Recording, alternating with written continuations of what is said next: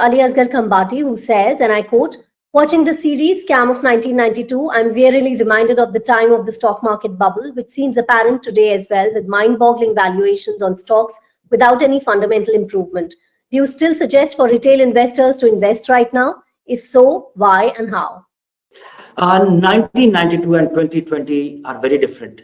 In 1992, Harshad Mehta took bank's money and invested in the market. This was unusual. This was unprecedented. Indian markets were they were, old generation. Everything was done on the trading floor that you're witness, that you're watching on in the story now. So the market complexion has changed. The number of investors, FIIs were not allowed to invest. One more important thing is that SEBI did not exist in 1992. In fact, SEBI came into being because the 1992 scam happened. So we have a stock market regulator. As a result of the 1992 scam, we have diverse set of investors, domestic institutions. We did not have mutual funds, as you find in that series. That the only thing was being referred was UTI, and that was it. Today we have many mutual funds, and they are channelizing money. UTI mutual fund today is number 5. We have bigger mutual funds in the business. So I don't see concentration of investors, and if a lot of investors pull out money in a hurry, in a brief period of time, markets can collapse. We witnessed it in 2008. The markets went down by about 45%. We saw it in the month of March, when the pandemic, and the result in the 5-7 days was the markets went down by 40% in 7 sessions. That was quite unreal.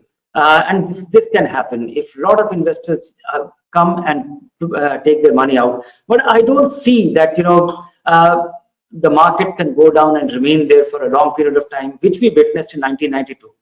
When 1992 investors, when the money went back and the scam was unearthed, after that we achieved the 4,000 level on Sensex. Many years after that, in 2002. It took 10 years for the market to achieve the same level again. So this was a 10-year period. The recovery took 10 years, and that's so I would say that 1992, the complexion of the market was very skewed towards few people. It could be manipulated, and 1992 scam was complete manipulation. I think 2020 we are far more diverse. Investors are making informed decisions. The number of investors of all kind is varied. So I don't see a racket of that kind. Yes, there are valuation concerns, and I say some part of the market. If you would have witnessed that, banking stocks have not generated any return in the last 2, 3 years, 4 years. We find pockets of undervaluation. We find pockets of a set of industries where investors haven't made any money. In fact, they have lost money. And a small segment of the market where investors have made money. The market has gone up. Market shows resilience. And many of those companies, if you look at the complexion of the banking sector, 3 companies actually make all the money, and rest of the industry loses money. So we find that money is getting concentrated in fewer companies, and they are very high quality companies. There could be a case that market can, there could be a time correction. Market doesn't go up, and so your money is not growing, and time passes by.